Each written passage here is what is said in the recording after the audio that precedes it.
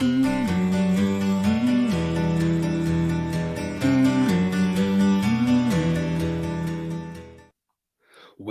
to Picks with the Professor, the show where a real statistics professor and his friends give you sports betting tips.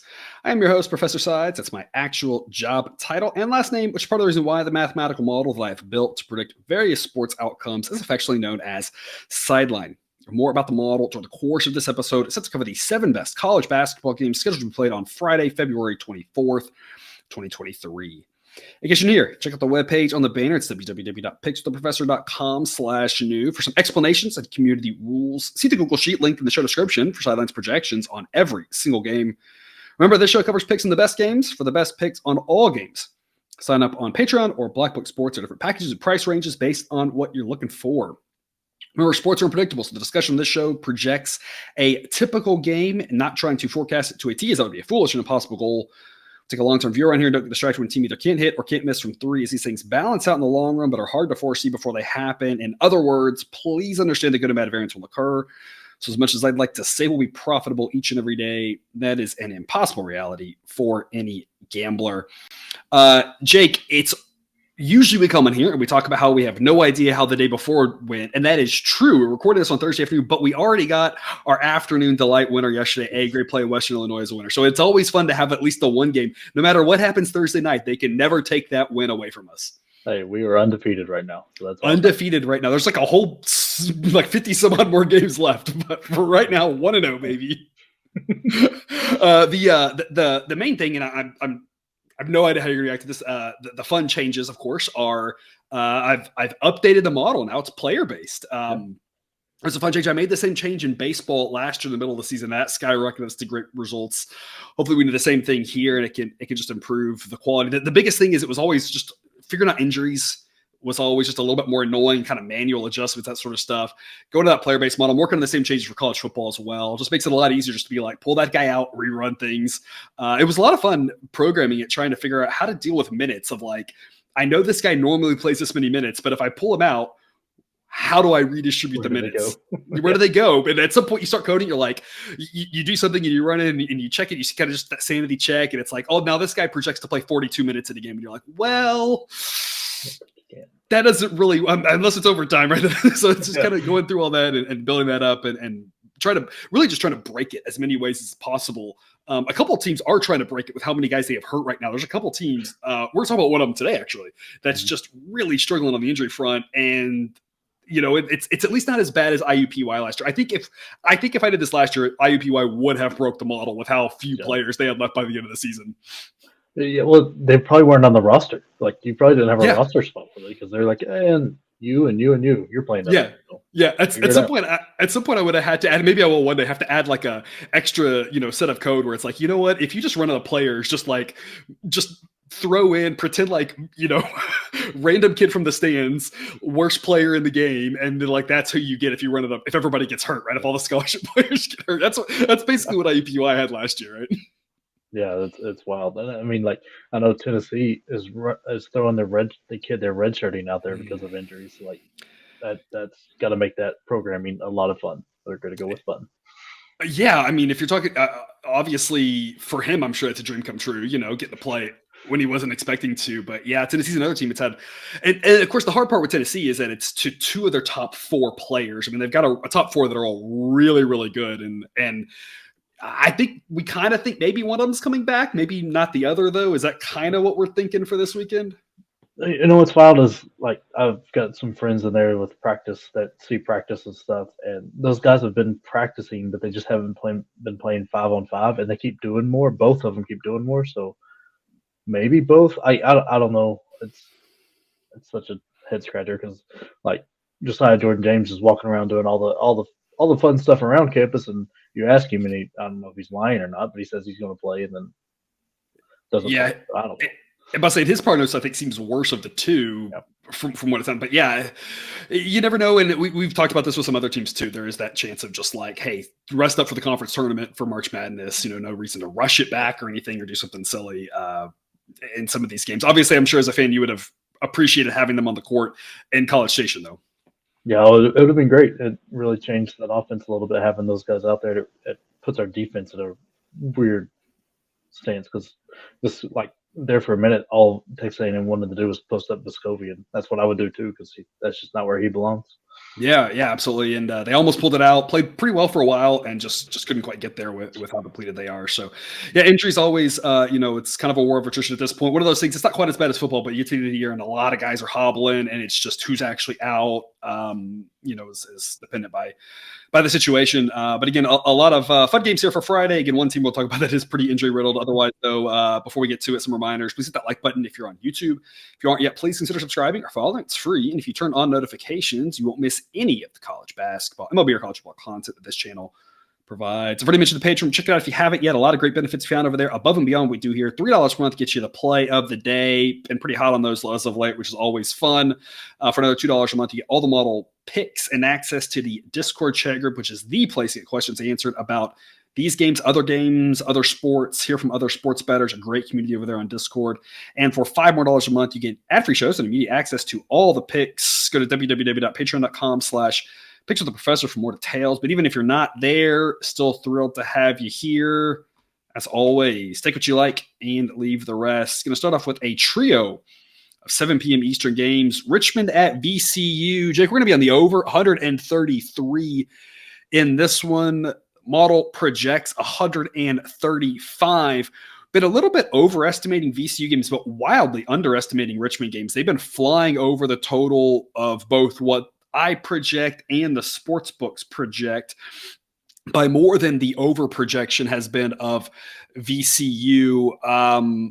Again, a lot more games than not have been going over as of late. That's kind of been the default. I'm kind of to the point where I'm like, if I'm not playing the over, I'm passing. It's just, it's hard to take a lot of unders. There's not many that you can get excited about with just the influx of points that we've seen in college basketball here. So over 133 seems to be the play. Richmond in general plays a little bit slower, but that pace has been rising up as of late with all of these points. VCU is a 9-point favorite. Model says 9.7. So the model would lean that direction. VCU's been playing pretty well as of late. At home, they should win. The question is, can they win by double digits? It's kind of a gross number at 9. So it's a pass there, but I think 133 is too short. So we're going to over that number. Jake, what do you got? Yeah, I think VCU's a better team, but that number is just nothing that I really want a part of right now. But the over is the play. I mean, Richmond has been playing very well right now. I mean, if you look at their numbers on the year and stuff, it's not great, but their offense is playing a lot better. They shoot too many threes for my liking, but for how well they shoot it. But I mean, if they start going in, that helps us because we can count by threes instead of twos. And if they miss, it's long rebounds, feeds into the faster pace that VCU wants to play.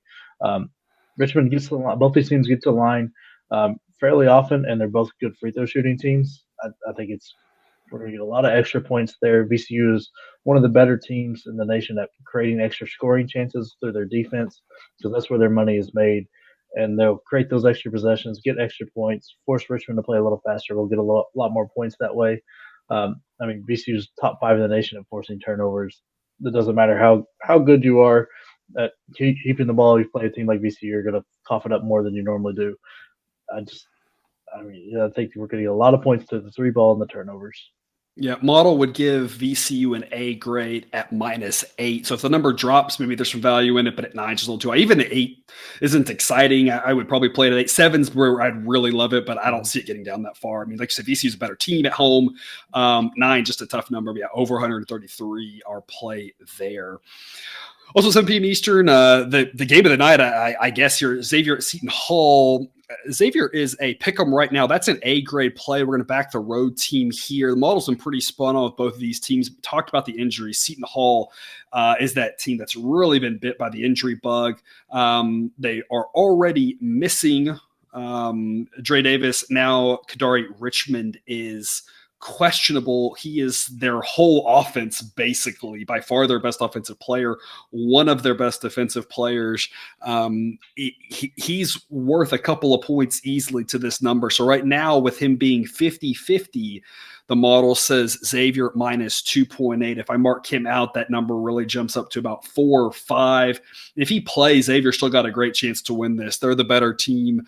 It's a great bounce back spot here for Xavier. Obviously, it's on the road, but I think they're the better team by a decent amount here, especially with Seton Hall being so banged up at this point. Total is 140.5. Models is 147.1. So the model will go over, but both teams have been going under as of late. So it's not really the most confident over pick I would have. Additionally, you never quite know with some of these injuries. Xavier's still without Fremantle, of course. Exactly what they're going to try to do pace-wise, exactly what Seton Hall will do if they are missing their best guard. Not really worth playing, I think, the total just because there's a lot of question marks there. But Xavier to pick them is a gift, in my opinion. Again, an A-grade play according to the model. Jake, what do you got? Yeah, I think you nailed it. The total is a no-go right now with how the injuries, and you don't know what these teams are going to do. And then especially the way Seton Hall plays, they have zero offense to begin with, and you take it away, it's going to be rough. I mean, they've got a great defense and everything, and it's going to really slow the game down. But I don't know if it's going to be enough because Xavier's still got a good offense without Fremantle.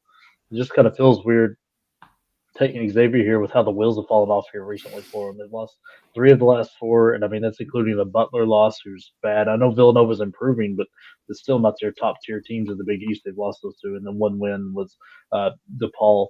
So they're not playing well. Fremantle's a big piece. I mean, Seton Hall obviously losing Davis is huge, but I mean with Richmond is he is. Oh man, that's even worse if he's not even at full strength. I don't think they've got as good as that defense is that Seton Hall has. They don't have the talent. They just don't have the numbers really to combat how good Xavier can be on offense. And I think Xavier will win. I'm not going to lay a ton of points, even if it jumped out to like 4 or whatever. I'm not sure that I would play it because I just don't trust what Xavier's doing right now. But if I'm just picking a winner, which we get to right now, I'm going to take Xavier. Yeah, absolutely. It's like we always talk about, right? I love what we've got 2 chances to win this on the injury front. If Richmond's not playing for Seton Hall, great chance to win this. Even if he is playing, still got a 50-50 shot. So you put that together, it makes this number a great investment, even though we don't 100% know the injury situation. I will point out, even with Richmond 50-50, I've still got Seton Hall as the 10th best defense in the country. Like, so they have a fantastic defense, but I've got Xavier, even without Fremantle, as the 9th best offense in the country. So, I mean, you still got a really good really great offense at Xavier, even without him. Obviously with him, that takes them more towards around 5th.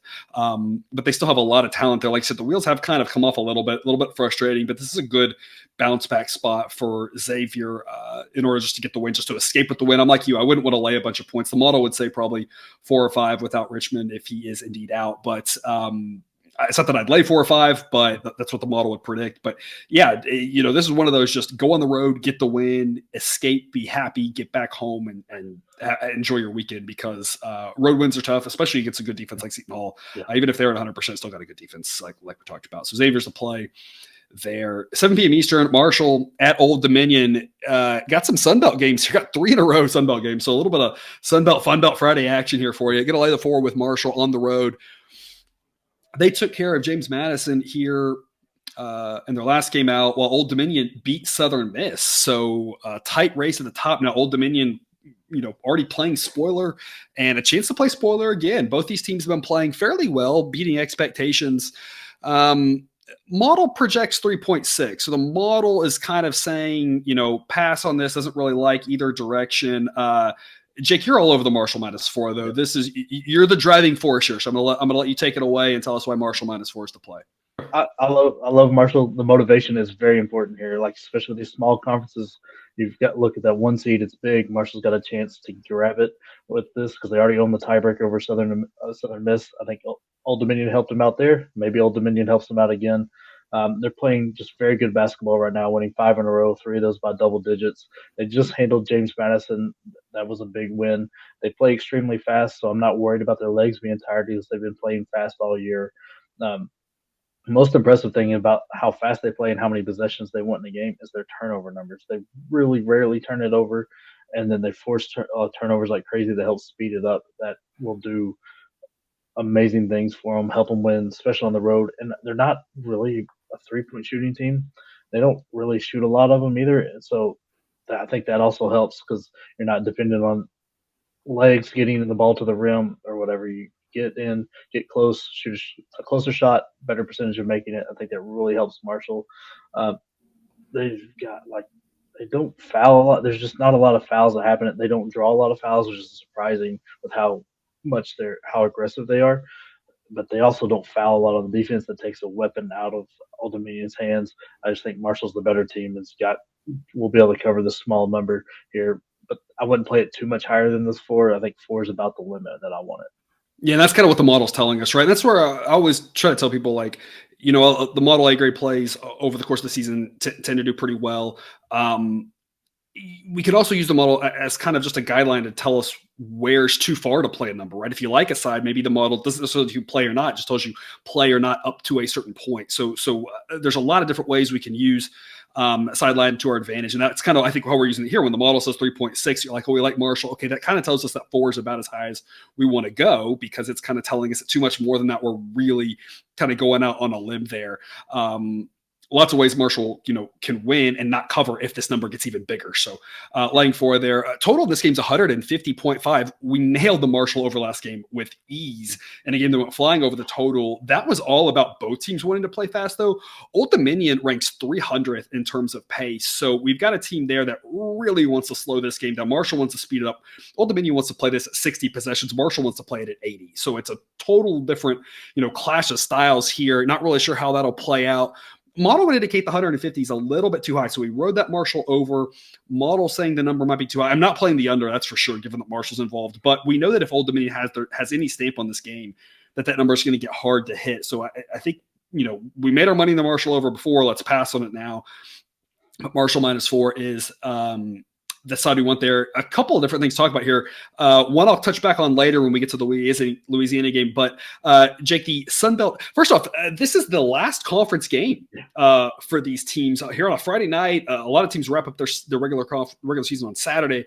Last one here. I cannot believe this is I just almost had to do a double take of wait, this is it. This is their last game. And then the conference tournament starts up next week. So this is it for them.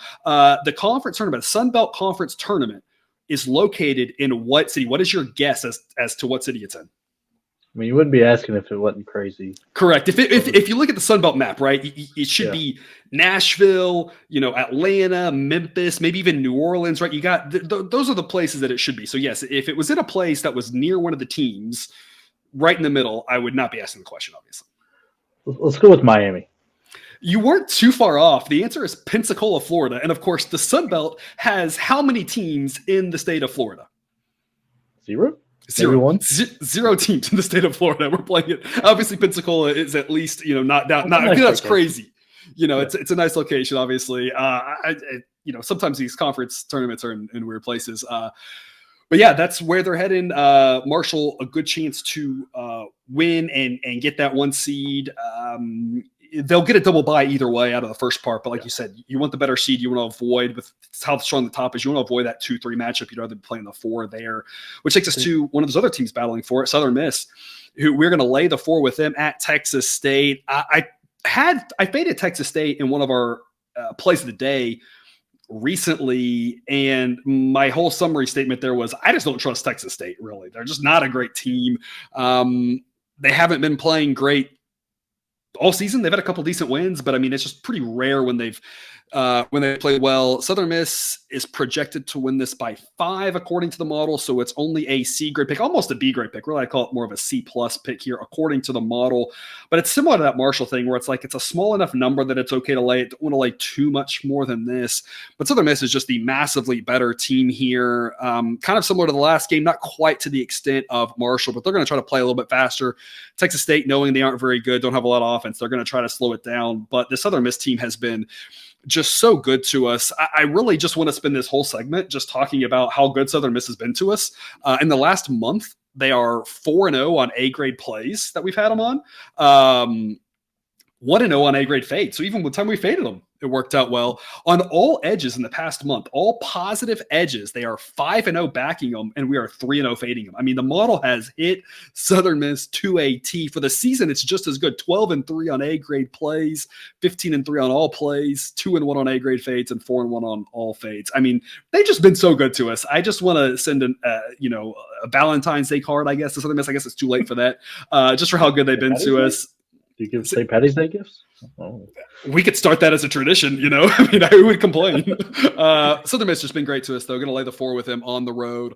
Total, this one's 135. Sideline says 134.7. Both these teams have been going over. Texas State really has been going over a lot lately based off how bad their defense has been.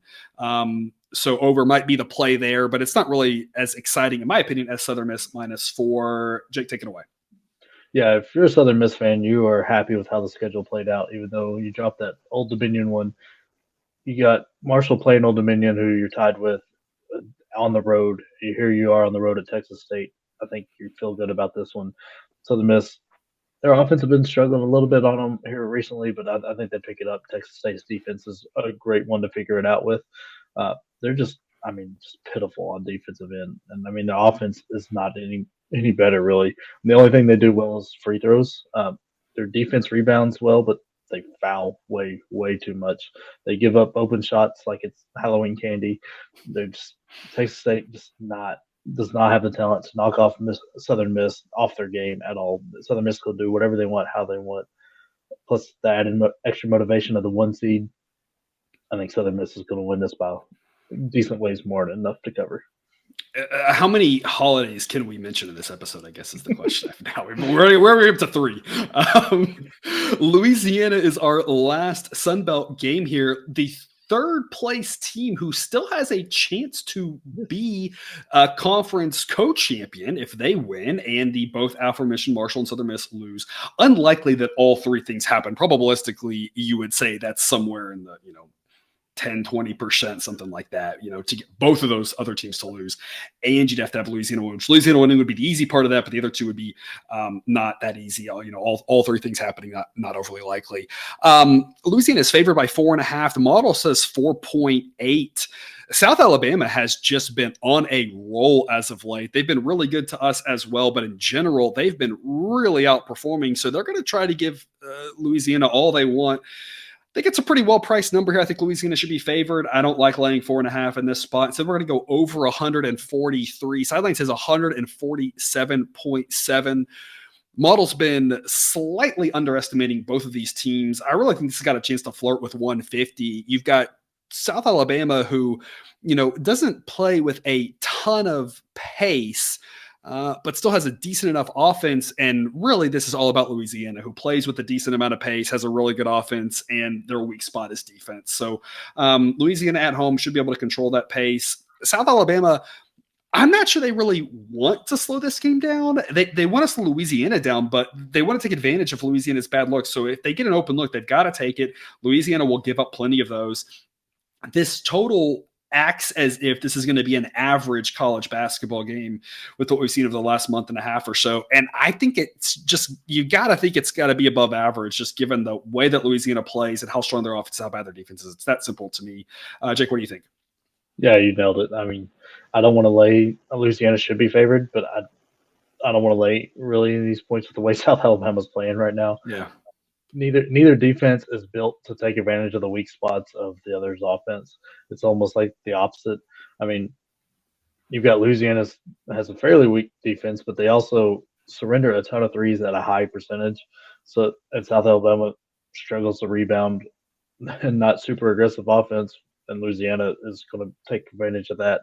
The defense is not very good. The pace should be faster than what the totals representing. It's almost like they're thinking South Alabama is going to try to slam the brakes to stop Louisiana. And I think you're right. I don't think South Alabama wants to. I think South Alabama actually wants to run here a little bit, get a little bit of a track meet, and I think we'll get much closer to that like total of like 155, like it was last time these 2 teams matched up. It was a 3-point game, total of 155. I think it's a lot closer to that number than this 143.5. Yeah, I would agree with that completely. And I think the only other thing to mention here is the model would lay 3 with Louisiana as an A grade. That would obviously be a much comfortable situation. But I'm kind of like you. It's not really exciting to fade South Alabama with how they've played. That doesn't mean there isn't a number you wouldn't do it at. Model would say 3. I personally might even be down to more like 2, just because, again, Louisiana's at home. They should be favored. But South Alabama's just been playing so well as of late that they're not a team that you're just jumping up and down to fade because you just don't want to be on the wrong side of that train when it comes through town, Yeah. Also, kind of crazy.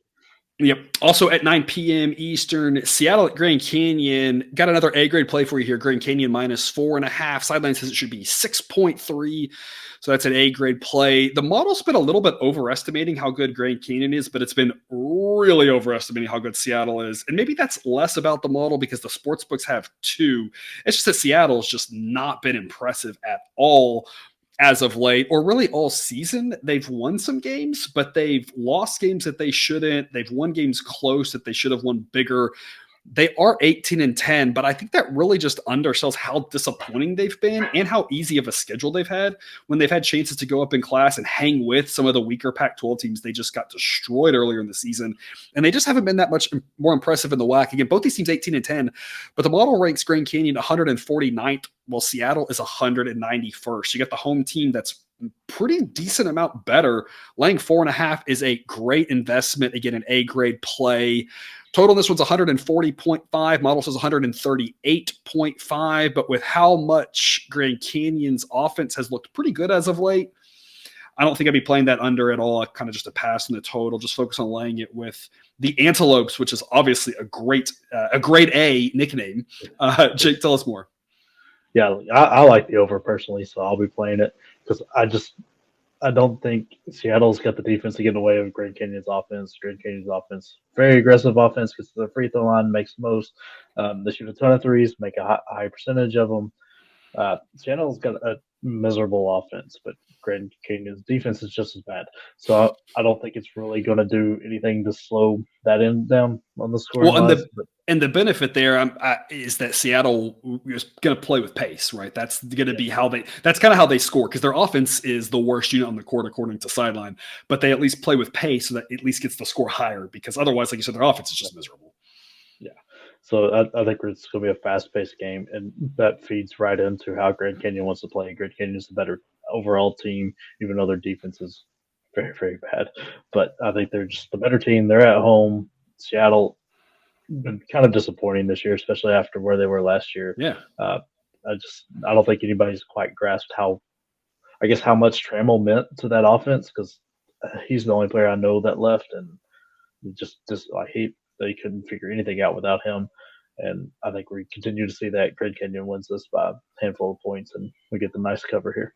Yeah, and then I have to clarify something for you. That you say Grand Canyon wants to play, and I think, of course, we have to differentiate between the way we think Grand Canyon should play and the way they actually play, right? They play really slow, but I'm with you. I'm a little surprised that they don't play at a little bit faster of a pace, just because of the fact that their offense is much better than their defense. And I feel like when I watch them play, when they get out going, especially in the WAC where you don't have a ton of great defenses, when they pick up a little bit of pace, I feel like that makes their offense even better. So they don't tend to want to do that often for some reason. But again, you and I looking at it, be like, that's what they should be doing. So I think if Seattle is playing with a better pace, that should actually help out Grand Canyon, because that should benefit them, even though that's not what they're actually trying to do. I don't quite know. Maybe they don't have the depth for it. I don't know why they don't want to do it more often. But to me, that should be the strategy based off what I've seen from them. Yeah. Sorry, I misspoke there. They should be playing faster. More possessions in that offensive vein is the way they should go there. Yep. And with the defense as weak as they have, maybe they just can't control the pace that way, and that's why it's a slower pace. I don't know. Yeah, and if it's about the defense not being great, so if they have more possessions and maybe they're out of position a little bit on defense, but it's like it doesn't really seem to matter. Their defense isn't in great position anyway, so you don't really, you probably gain more than you lose. So again, at least in our opinion, Seattle picking up the pace kind of plays into Grand Canyon's hands in that it should benefit them. And additionally, more possessions, again, for Grand Canyon at home, the better team, should allow them to exploit the fact that they are the better team. And so we always talk about, if you are the better team and home in general, you should want more possessions. So Seattle playing fast, I think, helps us out in covering this 4.5.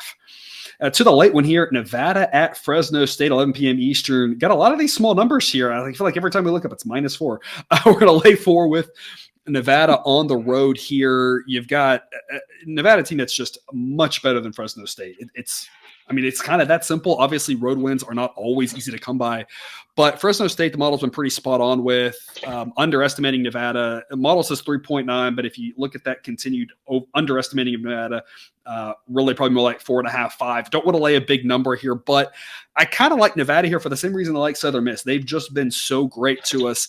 2-0 in A grade plays the last month, 2-0 in A grade fades the last month, 4-0 in all edges the last month, 7-1 on A grade plays on the season, and 10-2 backing them all season, 3-0 on A grade fades over the season. Another team that we've just had a really good feel for, and those type of teams, most of the time we've been backing them, it's been good. I kind of just don't get off the train at this point, so I'm going to stick with Nevada here, -4. Total's 129.5, models is 128.6. Jake, what do you think? Yeah, like Fresno, great defense. They do so many things well in the defensive end, but their offense is so bad it puts their defense in bad positions, and they just can't get it covered. Like that defense needs to be set on a half court. You're missing shots, giving the rebounds up, turning the ball over. That can't set the defense. Your best weapon doesn't get to play, and you're just going to get beat. And Nevada's a very good team. They have a very good defense and a very good offense. They're going to be able to pick apart Fresno. Especially on like when they're on defense, they'll be able to pick apart, get open shots for their offense. They should handle this very, very well. Total scares me because I mean Fresno seems to just absolutely tank totals and drop them way down. So I'm probably skipping that because I don't like what you're right. We've talked about the way college basketball is being played right now. All the points coming in. I don't know that I'm going to play an under because it's just nerve wracking. Yeah. But tempo wise, this should be really slow. I mean, I've got Fresno State at 335, and Nevada's only better by comparison at 246 in pace. So I mean, it's should be a slow pace, but I'm like, it's like the under. It's just like it's just too low of a number to be excited about. Yeah, this Nevada team is very good, very high assist to field goal made ratio. Makes it easy to pick apart good defenses when you work so well together like that. Even though I think Nevada will crush this game, even though it's going to absolutely creep along and feel like you've been watching paint dry. At that time of night, it could easily put you to sleep on the couch. I think we've all been there in one way, shape, or form. Last thing, I'll kind of elaborate on something you talked about there with the fact that when you look at the 4 units on this court, both offenses and both defenses, Nevada's defense ranks as the best unit on the court, but is only probably rounding error better than Nevada's offense and Fresno State's defense. All 3 of those units are pretty good, but Fresno State's offense is the massive outlier. Terrible, especially in comparison to those other 3 units. And so that's the idea here, that if you're taking Fresno, I feel like you want a lot of points just to make up for how bad that offense is. I know it's at Fresno, but this is also probably the shortest road trip in the Mountain West. There might be one that's shorter, but I mean, hopping from Reno over, to Fresno's for how spread out the Mountain West is, not that far. I mean, I guess maybe like Air Force, Wyoming might be a little bit closer, but whatever. It's a very quick trip as opposed to some of these Mountain West games get long ways away. There shouldn't be really any altitude issues. So, I mean, of all the good home court situations you got in the Mountain West, this is like one of the weakest possible ones. And so that helps us here with the road team. I know, laying a number with the road team's not always the most fun thing to do, but this isn't really a great home spot here for Fresno in any way, shape, or form. And again, their offense just being so overmatched by the other 3 units on this court, it just makes it seem like it's going to be tough for them to keep up. Not that Nevada's going to score quickly, but they should score efficiently, at least relative to what Fresno does. And just I feel like it's a slowly creep away game. One of those, it's kind of 2-6, 4-8, 6-10. One of those where it just slowly goes up, from the middle of the first half to the closing whistle. Yeah, I totally agree. All right, those are the 7 games we're going to cover. Jake, any parting words for viewers? Yeah, I just hope next time I'm on here we can get a number besides 4, so that would be kind of fun because I think we did get a 0 at least, right? Although it wasn't even a number because I put PK on the scrine, right? So if you're looking on the screen, the only number was 4 or 4.5 on the screen because the other games that weren't, we took the total. So yeah. I didn't even realize it was happening until I was going through this. I was like, that's a lot of 4s. Usually you got a 3 in there, a 2, a 6. It's just 4 everywhere. Yep. I mean, it was even one. The over was 140 something. So I don't know. All right. Well, that's all we got then. Thanks for tuning in this episode of Picks the Professor. Don't forget to subscribe so you can ensure all the sports betting content provided on this channel. I'll drop right into your feed.